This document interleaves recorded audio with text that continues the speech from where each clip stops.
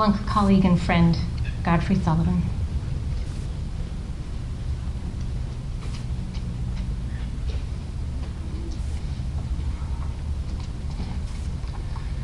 Hi, everyone. It's really an honor to be here on behalf of Splunk.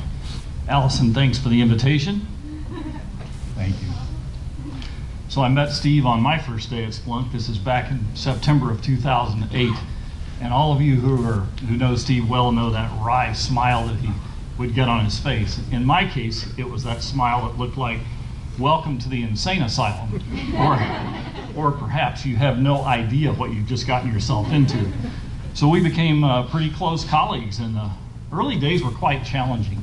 For those of you who don't know Splunk well, really founded by people from IT operations, and Steve came with a security background. And there were days in the early days when the founders would run around the building saying, we have too many security people working here, let's clean out the building. So it was kind of an edgy and sometimes caustic culture. And Steve had to work through some of those challenges, and I believe that a lot of what you learn about people, you learn in the challenging days more than you learn in the easy days. And he was spectacular because he would just check his ego at the door, put his head down, and go to work building a great team. And he did that. He built a spectacular marketing team. So looking back on it, sometimes Splunk's success from the outside, it looks like it was kind of easy, high growth and successful IPO and all that. But those of us who started back in the day, it was actually pretty challenging. And Steve was my closest partner for 7, almost 8 years. And those early days were, we were running out of money. We were down to the last 2 or 3 payrolls that we could make based on the cash we had. We had layoffs. We had the recession of 2008, 2009. And so I'm ever grateful for the teamwork and partnership from Steve. He really became my closest advisor. I think his kids and those close to him will know that he was one of those guys who will tell you what you may not want to hear. You know that. So he was the one with the courage to come tell me maybe that things weren't going as well as I would like to have imagined that they were going, or that things that with the team that needed to be done in the business. And I always had so much respect for his ability to share that tough love. I see a lot of marketing people shaking their heads right now, so that's good. So thank you, Steve. So a few things you should know about Steve. Steve believed in mathematics. Now, if you grow up as a chemical engineer at MIT, you learn to believe that the equation is actually equal on both sides of the equal mark, right? That's a fundamental. Our daughter Shay believes that it's an approximation, that close enough is good enough. But Steve was actually, he believed in data and facts, and it's correct or it's not. It's either right or it's wrong. And so that meant that things are always done the right way. There's only the right way and the wrong way, and Steve would never accept anything less than the right way. And part of the power and what I saw as the company grew was that he made sure that everything was correct. You actually didn't want to be on the wrong side of an argument with Steve, because he had more facts and he had more math, and his math was fundamentally correct. So I would caution you guys on that one. He might come back just to do it one more time. Steve believed that marketing had to be truthful, so he didn't believe in exaggeration. And those of us who have been around this valley know that there's an enormous amount of exaggeration that goes on. Marketing statements are sort of aspirational. They might be connected to the truth, but hey, it's marketing. Steve said, no, we have a technical audience, and technical audiences don't want exaggeration or stretch. They want the truth. They want facts. They want the company to be represented. And to this day, Splunk is marketing correct. If we say something about what our products do or what our company does, customers do this. And so the power of the brand, when you protect it in that way, is stunning. And I think that's a lesson to be learned here for everyone. All of you youngsters that are out there, think about marketing should be truthful. Steve worked because he loved to work. He was a workaholic. I am too, but he was a workaholic. All of his team would tell you, if you sent him a text or an email at 2 o'clock in the morning, you're likely to get a response at 2:15, right, Tom? No doubt. Yeah. And so why did he do that? He had made plenty of money. He didn't need to work. Even when I met him back in 2008, he didn't need to be working. And there's a moral to this part of the story as well, which is, I think some of us do our best work when we don't need to work anymore. So for all of you who are still out there, keep at it, because your best work is still to come. Steve believed in shining a light on others. I don't believe, in the 8 years that I met him, that I knew him, I don't believe I ever heard him say I. He said we a lot. He even said they a lot. My team, they. Almost never would he take credit for something. It was always to shine a light on others. He was self-effacing, always willing to make a little bit of fun of himself. So even though he was one of the hottest, CMO of one of the hottest companies in tech, IPO, all that kind of stuff, if you looked at his LinkedIn site, he called himself the CMO and Splunk T-shirt officer. And so I think that said a lot about the way he said, let's don't take everything too seriously, let's keep a smile, but let's also protect the culture, because that was a core part of our culture. And he knew that part of his job as the CMO was to protect that culture. So now about T-shirts. You've seen a lot of Splunk T-shirts today, and some of you probably know about that and others don't, so I'll take just a moment.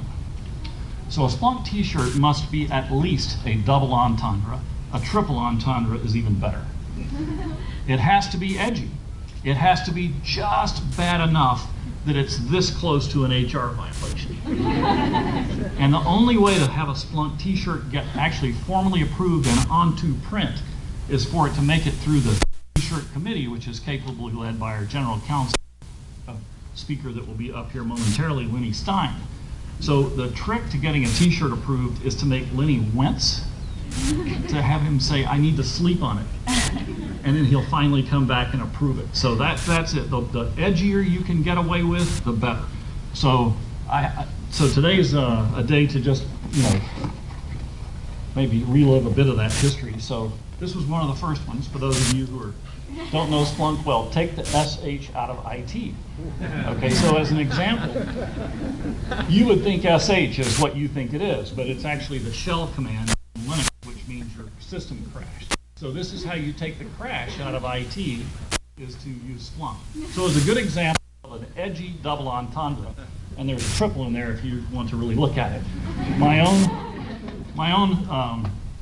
My personal favorite is the one that I created, which is the chief SH disturber, and only the chief disturber can get away with wearing this one. So that's my one that I got past Lenny. Very proud of that. Very proud. Steve was very proud of that.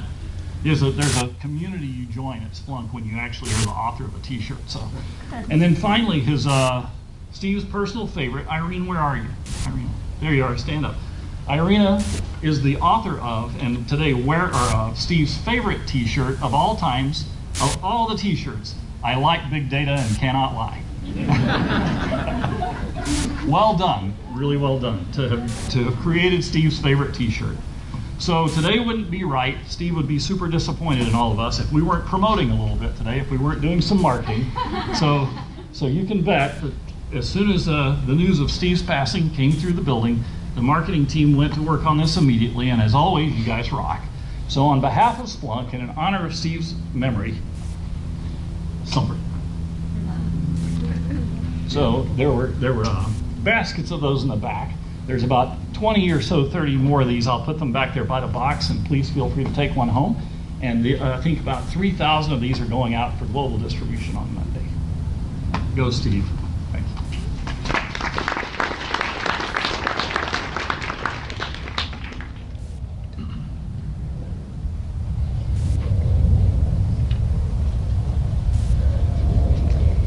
Steve's loving partner, Joe Longray.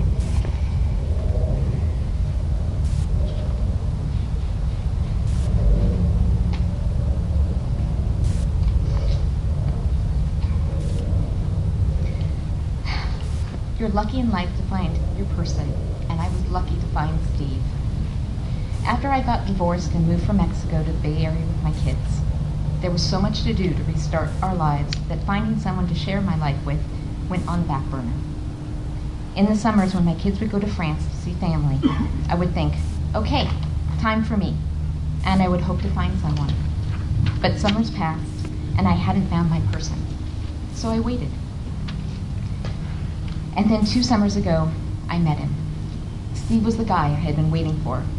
He got me, and I got him. We clicked in all the ways that mattered. My heart would leap every time I'd get an email or text or see that Steve Sommer was calling. When we first started dating, Steve noticed little things around the house that needed fixing. He would always offer to take care of them. He was showing me how gracious and thoughtful and kind and giving he was, and it never stopped. It was one of the ways he expressed how much he cared for people, by acts of service. Fixing a latch on the gate that wouldn't stay closed, repainting a peeling wall, replacing a shower head, buying emergency flashlights for every room. This was the way he showed me his love. Steve adored people asking him for advice. It filled his soul to know that people cared about his opinion and would seek him out for thoughts and direction for their companies, their products, their lives. It was another act of service that he rendered with his whole heart. Steve, at his very core, also loved giving gifts. To his family, to his friends and colleagues, to his medical team. It could be anything from a surprise Amazon delivery, maybe a squeegee because your windshield was dirty, care packages for long-term friends, Starbucks cards just because, a Liberty jigsaw puzzle, a bottle of wine, a donation to his beloved MIT or Stanford Hospital. But no matter how much or how little these gifts cost, they were imbued with something of immeasurable value, the radiant love of the man who gave them. Because Steve was an accomplished gift giver, it made finding the perfect present for him difficult. He'd often beat you to the punch. Your great gift idea could be dashed because he already got it for himself. What do you give the man who gives everything? When Steve learned he had cancer, it was clear he wasn't going to let that change his life, that he wanted for himself. He would face it like any other item on his GSD list, get shit done. Research the problem, find solutions, make informed decisions on how to proceed, and move on to the next action item. He wanted to live as fulfilled a life as possible, and he did. He lived each day with warmth and grace towards others, continuing to show everyone around him how to face deep challenges as cancer progressed and the fight grew more difficult. Steve was frustrated because he knew that his time remaining with all of us was limited, and there was so much more he wanted to do, to see, to eat, to drink, to explore, and to experience. He didn't want to just go places. He wanted to keep learning, keep expanding his worldview, keep discovering. And there was so much more he wanted to give. But now that falls to us to do the giving for him. So take your acts of caring and kindness and love that Steve bestowed on you and give them to others. And live your lives as each day as Steve did, open-hearted and considerate and generous. And when you find your person, hold on to them, because our time here is limited too.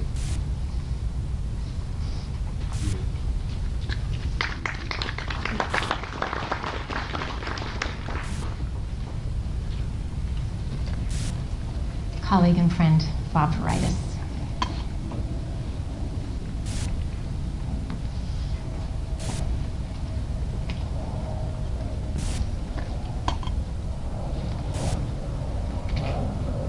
For those of you who can recall your high school math and science, it spells out MIT. And Steve and I actually overlapped at MIT, although we didn't know it at the time. And I wanted to wear this t-shirt because it was a special bond having survived MIT for us, and also because long before he became chief t-shirt officer at Splunk, he really enjoyed a clever t-shirt.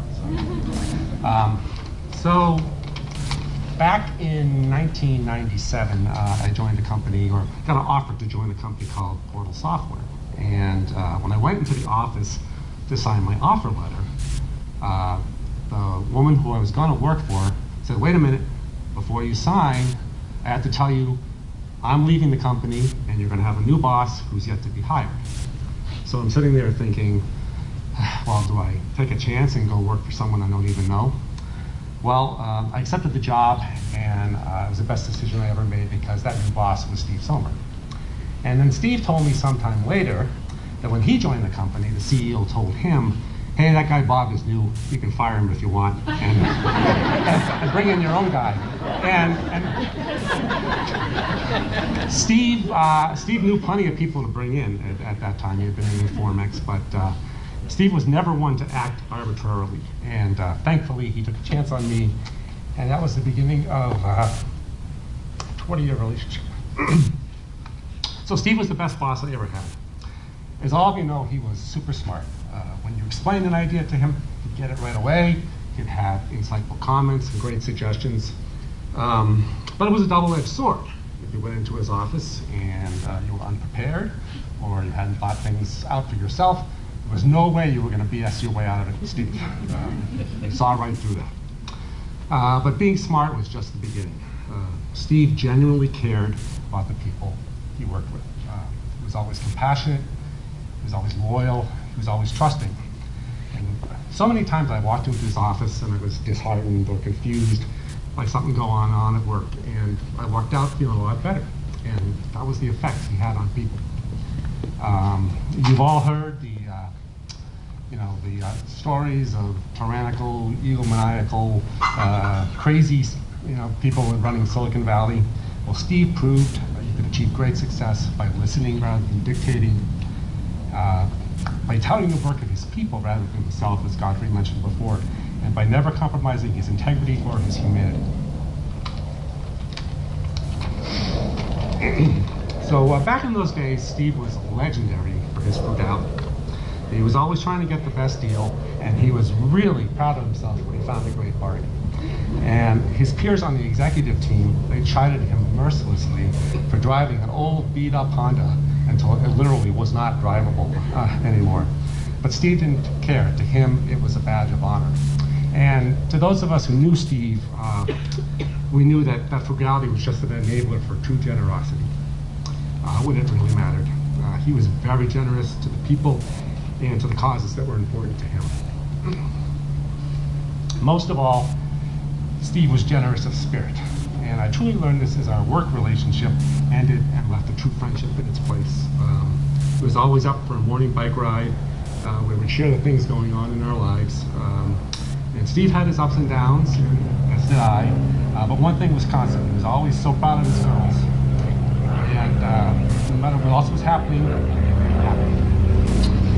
And we went on a golf junket to Cabo, and Steve made a heroic effort to be a great companion, despite the fact he had a horrible case of Montezuma's revenge. We even went to BMW performance driving school together, and that was like way out of my comfort zone, but being there with Steve, made it a great experience. Steve's daughter Rachel and my daughter Marcella both ended up in Denver, so Steve and I were able to meet there a couple times recently, and I remember having drinks with him not too long after he had met Jill, and he was so happy he literally could not stop talking about Jill. And then of course when his granddaughter came, that was a whole another level. And yet somehow even after he got sick, he was able to maintain both his spirit, and his sense of humor, which was always fantastic. Marcella got married in June of 2016, and Steve was, of course, invited to the wedding.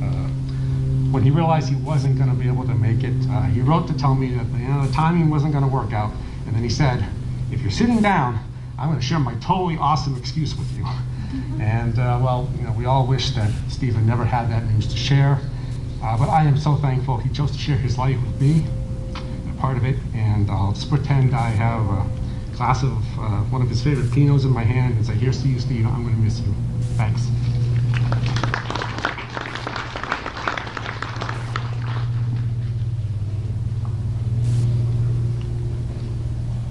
Cousin Martha Rappaport.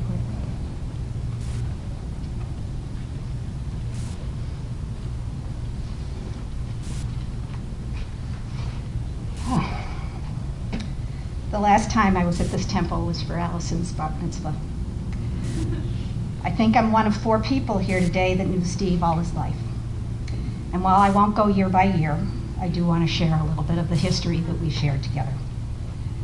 We still talk about the Sommer annual trips to Boston to visit the Rappaports. I know they felt overwhelmed with the 11 cousins and regiment. Part of that being that there was never chocolate milk in the house. So after, they would all pile into the car and go to Brigham's or Friendly's for that chocolate ice cream. And he loved his chocolate ice cream. We shared both good times and sad. I was at his bar mitzvah as well as his marriage to Kim that snowy day in New Jersey.